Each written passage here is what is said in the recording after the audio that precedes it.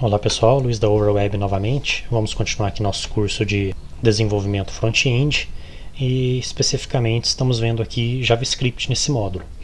Ok? Na última aula eu tinha mostrado para vocês como fazer uma divisão, uma soma, né? Multiplicação também, né? Seria com asterisco e subtração com tracinho, certo? Mas hoje eu já vou estar dando uma introdução a vocês nas funções, que é o que a gente mais usa no universo de programação. Aqui só um detalhe, né? O código não está identado, né? Seria interessante fazer dessa forma. Então vamos lá. O que seria uma função? Função já é um conjunto de ações pré-preparadas para obter determinado resultado, né? Então, por exemplo, a gente fez isso aqui agora, certo? Só que a gente não, por exemplo, a gente vai ter um site inteiro aqui escrito alguma coisa. Então a gente não vai querer que saia o número 2 a qualquer momento. Por exemplo, às vezes vai ter um formulário aqui embaixo e quando a pessoa clicar no botão, você quer que ele aconteça alguma coisa, certo? Que o exemplo mais prático é o do formulário. Como funciona o formulário, pessoal? O formulário em si, na verdade, ele segue uma regra simples. O desenvolvimento, toda a programação que você faz, ele é gerido de forma síncrona. Quer dizer que tudo segue uma ordem dentro do navegador. Você clicou para ir para uma outra página, ele cessa imediatamente o que você estava fazendo naquela página e vai a outra. Quando você está trabalhando com parte de formulário, ele está trabalhando com requisição. Então, ele acaba fazendo uma requisição toda vez que você faz um submit. Ou quando você dá um F5 na página, aqui ele até mudou aqui porque eu tinha trocado o número, né? Mas toda vez que você dá um F5 na página, você vai notar que ele roda aqui uma bolinha. Fica um círculo rodando aqui quando a página é pesada, porque ele está fazendo uma nova requisição. Ele está lendo o arquivo desde o início, tudo novamente, né? O head, o header, até chegar no footer da página. Então, o form, se a gente utilizar aqui um tipo de botão input que seja submit, ele vai submeter todas as informações do formulário para uma nova página. Aqui eu teria a opção de colocar uma cerquilha para falar que é para ficar na própria página, ok? Só que como a gente não está trabalhando com PHP, nem uma outra linguagem de back-end, a gente não tem lógica a gente utilizar o submit. Senão qualquer função que a gente fizer aqui, a gente não vai ter o resultado dela, certo? Isso utilizando dentro do formulário, né? Como a gente já fez os outros testes aqui, fora do formulário funciona normal. Mas aqui, nesse caso, ele só vai fazer uma nova requisição utilizando o submit. Se a gente colocar do tipo botão, já não é uma nova requisição. Só que também pouco importa se vai ter o form ou não. Para o teste que a gente vai fazer, não precisa nem ter o form aqui. Poderia até apagar essa tag. Quer ver? Eu vou fazer aqui também o input text, certo? E nesse input text, a gente vai dar um ID para ele já de texto, por exemplo, nome qualquer. E vamos criar aqui a nossa função, né? Então, eu vou colocar aqui uma função pega nome. Como que você declara o nome de uma função? Você tem que escrever function e o nome que você quer na função. Pega texto, aliás, pega texto. Você vai notar uma diferencinha. Aqui em cima a gente utilizou uma função que é própria do JavaScript. A gente apenas abriu e fechou os parênteses e pronto, e colocou o parâmetro aqui para a gente usar. Agora, quando a gente está definindo, né, criando uma função, você tem que abrir e fechar chaves, certo? E aí aqui dentro a gente vai colocar o que é para acontecer. Então, como que eu faço para eu conseguir pegar as informações que a pessoa digitar no input? Vou até dar um Ctrl S aqui, vamos ver se apareceu. Eu esqueci de colocar o value aqui do nosso botão. Aqui eu vou colocar enviar. Ou testar, né? Que aqui a gente não está enviando para lugar nenhum. Testar, certo? E até um dado interessante. Se você quiser colocar o valor, né, o value, também no campo de texto, você pode. Ele parece com o placeholder, que eu já mostrei numa aula anterior, né? Se eu colocar aqui um valor, nome qualquer, e der um F5, olha, ele vai preencher o nome qualquer. Só que diferente do placeholder, aqui ele realmente está escrito. Ó. Se eu quiser escrever por cima, eu tenho que apagar o que está escrito e escrever por cima. O placeholder não, é apenas um aviso do que a que se refere aquele campo, tá? Então, nesse caso, a pessoa nem precisaria digitar nada. Se você que está fazendo aí só para teste, você pode colocar um valor e colocar qualquer texto, ok? Vou só tirar esse not a number aqui, porque fica chato. E vou colocar uns BRs aqui também para quebrar a linha, certo? Só para ficar longe uma coisa da outra. Então aqui, nesse form action, vamos ver se ele vai atualizar a tela quando eu clicar no testar. Ó, ele não rodou, não piscou a tela, quer dizer que ele não fez uma nova requisição. Tá perfeito. Agora, olha, se a gente colocar um submit, aí o nosso teste já não daria certo. Vou dar um F5 para atualizar e um testar. Olha lá, você está vendo? Ele está recarregando a página. É porque a nossa página não tem nada, ele recarrega muito rápido. Inclusive, fica com a cerquilha que eu coloquei aqui, que era para jogar na mesma página. Então aqui o botão tem que ser do tipo botão mesmo, que tem uma diferença. E aqui a gente vai colocar o que é para ele fazer. Primeiramente, eu quero colocar que é para ele chamar essa função a hora que eu clicar. Então, como que você faz isso? Coloca o atributo onClick. OnClick e digita o nome da sua função. Pega, underline, texto. Um detalhe que você vai se atentar, nome de função, quando você for separar as palavras, é bom usar o underline, é uma convenção. Se você tentar colocar tracinho, vai dar erro, tá vendo? Vai ficar vermelho e não funciona. O tracinho ele quebra o texto, certo? Então é sempre underline que você vai usar. Pronto, já coloquei pega texto aqui. Se quiser a gente pode colocar um ponto e vírgula também, né? E aqui a gente vai colocar o que quer que ele faça. Então a gente quer que ele pegue o texto desse input e apresente na tela, ok? Como que a gente faz isso? Existe uma função, também a maioria das funções começa com documents. Ponto, você vai digitar getElement by ID. Ele vai pegar o elemento pelo ID, certo? E você abre e fecha parênteses e dá um ponto e vírgula, certo? Porém, aqui a gente só está pegando o elemento. Eu não defini que eu quero pegar o valor ainda, certo? E aqui eu estou pegando, mas eu estou jogando onde? Se você faz dessa forma, você está pegando e não tem como você usar. Ele simplesmente vai guardar na memória e não tem como você pegar. Então, para você fazer uso desse valor, você tem que criar uma variável. Vamos criar a variável var com o nome texto. Ou qualquer nome que você quiser, variável você que define o valor. E vamos colocar que a variável texto vai valer o que ele encontrar no documento getElementById, ok?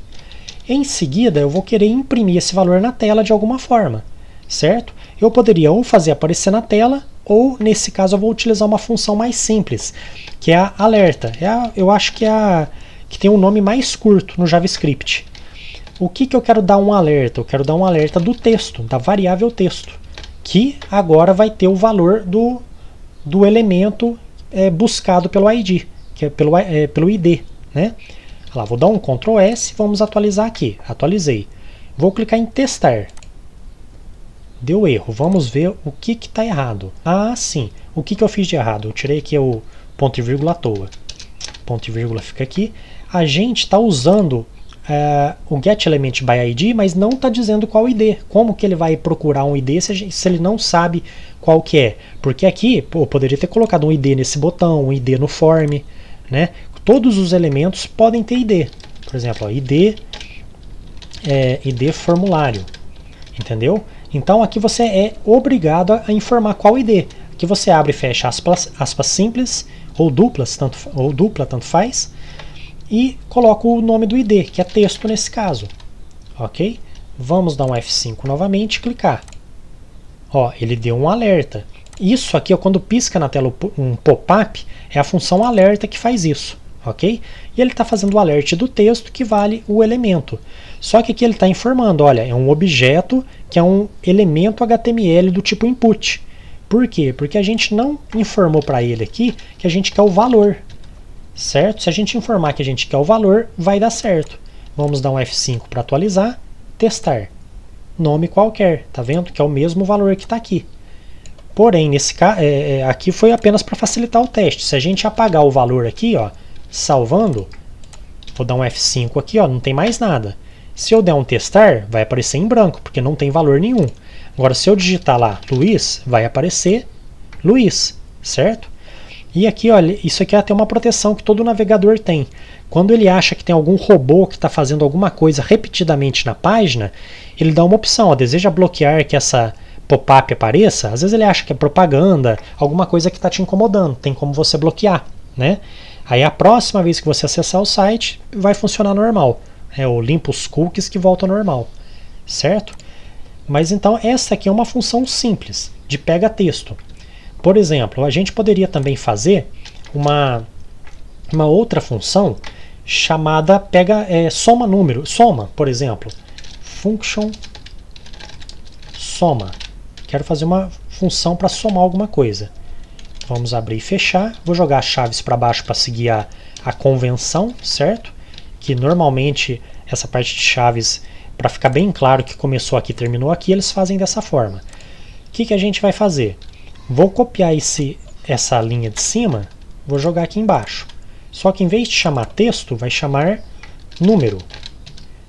Aqui ele vai pegar pelo ID normalmente. E a gente vai fazer aqui. Vou dar um alert também. Só que eu vou dar um alert do número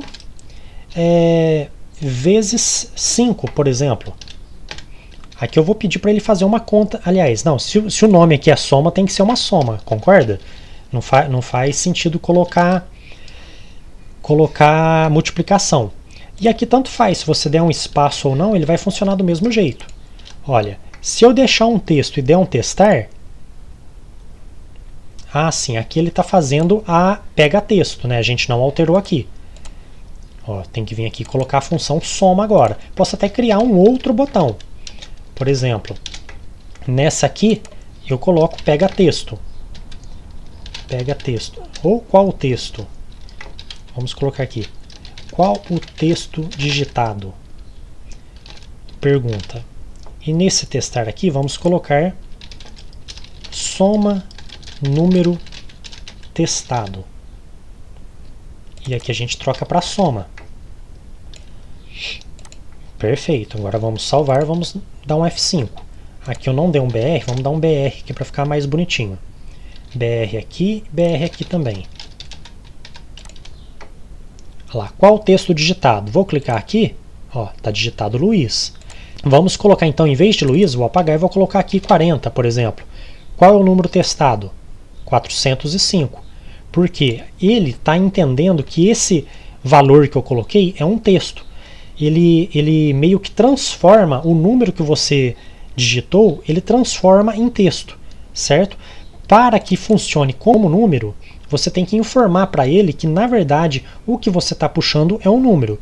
Como que a gente faz isso? O JavaScript já tem várias funções prontas, assim como toda linguagem de programação. Já vem com muita coisa pronta para te ajudar a não ter que fazer tudo do zero, certo?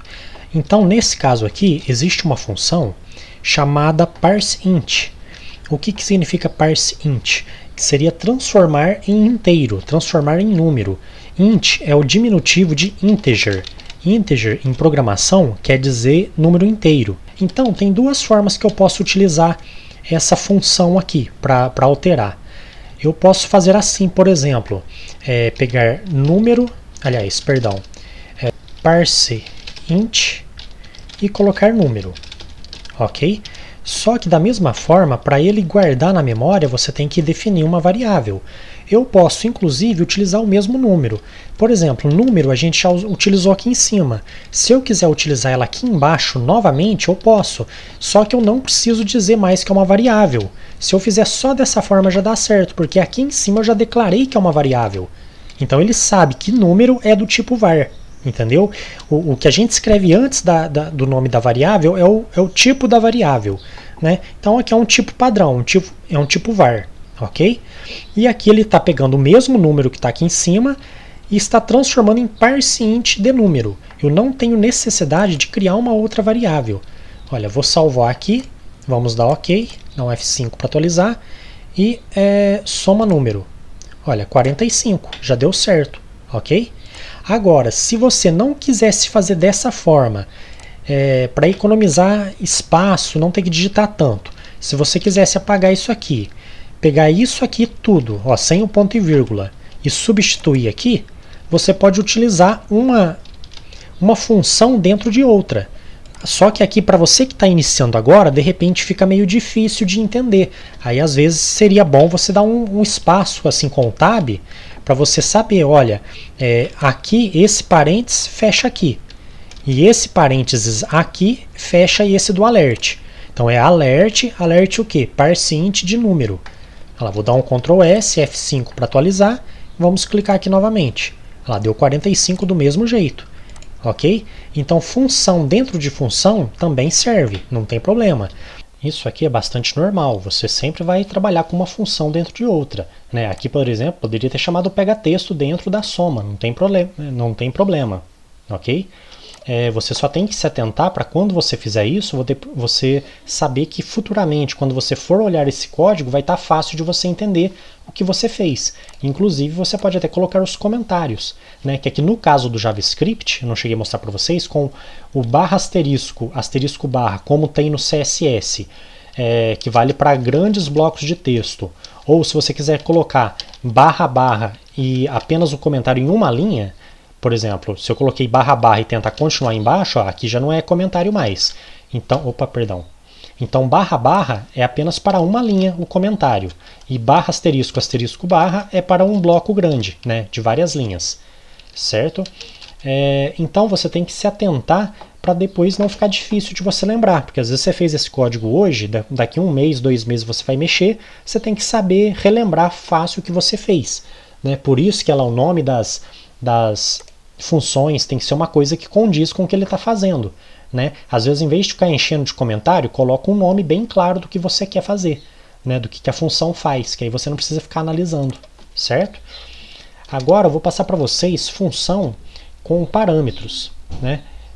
Que é uma outra modalidade de função que a gente usa bastante. Então, você declara ela da mesma forma, function, e coloca aqui, multiplica com parâmetros. Aqui é simplesmente um nome qualquer que eu estou inventando.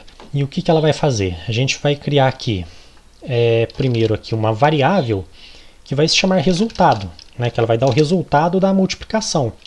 E a gente vai chamar aqui o parseInt novamente, como a gente viu, para ele tratar como número, a gente tem que transformar em número, através, seja parseInt para inteiro, ou também existe o parsefloat, que é para números decimais, né, picados.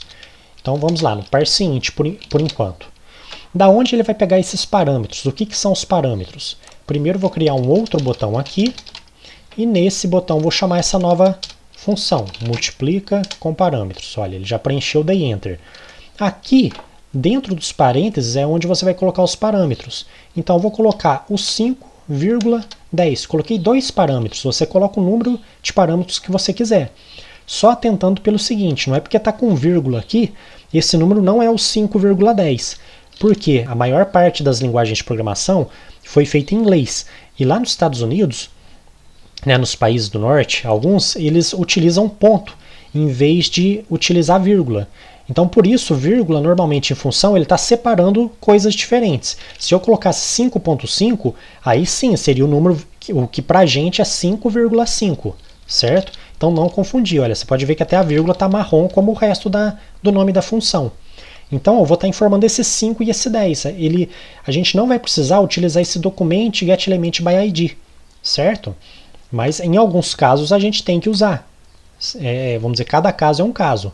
Então aqui eu vou informar que essa função ela recebe parâmetros. Como que eu coloco? Eu coloco o nome de variáveis que eu quiser criar agora.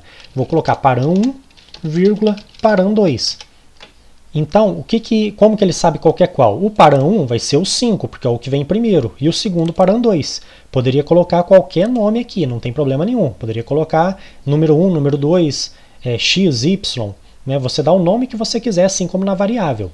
E aqui a gente vai colocar, né, então, que é a multiplicação de param1 vezes param2. Pronto, e a gente está jogando na variável resultado. Aí agora a gente vai dar um alert, certo? E nesse alert a gente vai informar que a gente quer o resultado. Porém, como vocês já viram como que funciona a concatenação, vamos colocar um texto mais bonitinho, certo?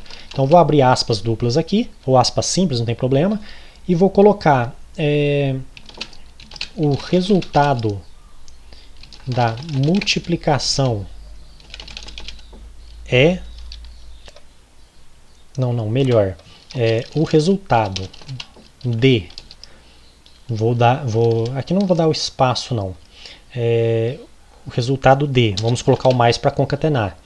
Param 1 mais, que eu vou concatenar com o que vem na frente agora. Certo? Você pode ter várias concatenações na mesma frase. Vou abrir aspas... de para 1, vou dar um espaço vezes, porque aqui atrás eu já não dei o espacinho, tá vendo? Então aqui vai ter o espaço do x, porque o vezes pra gente é x, né? Que os humanos entendem. Agora para fazer a conta é o asterisco, aqui é apenas um texto. Vou colocar o mais novamente, vezes o quê? Vezes param 2. Mais para concatenar novamente, vamos abrir e fechar aspas, vamos dar um espacinho e vamos colocar igual a 2 pontos, espaço. E agora sim, a gente concatena com o resultado. Vamos colocar ponto e vírgula. E vamos ver se ficou como a gente queria. Dá um F5 aqui. Vamos clicar aqui no próximo botão. Olha, o resultado de 5. Aqui o espacinho ainda fiz errado. Aqui também tem que ter um espaço. Ó. O resultado de 5 vezes 10 é igual a 50. Tá vendo? Então aqui ficou melhor apresentado para as pessoas, ok? Bem, pessoal, mas por essa aula aqui, era só isso que eu queria passar, né? Vou dar uma pausa aqui para não ficar muito longa, e na próxima aula a gente já adianta aqui um pouco mais no JavaScript, ok? Bom, muito obrigado pela atenção de vocês, até a próxima, até logo, tchau!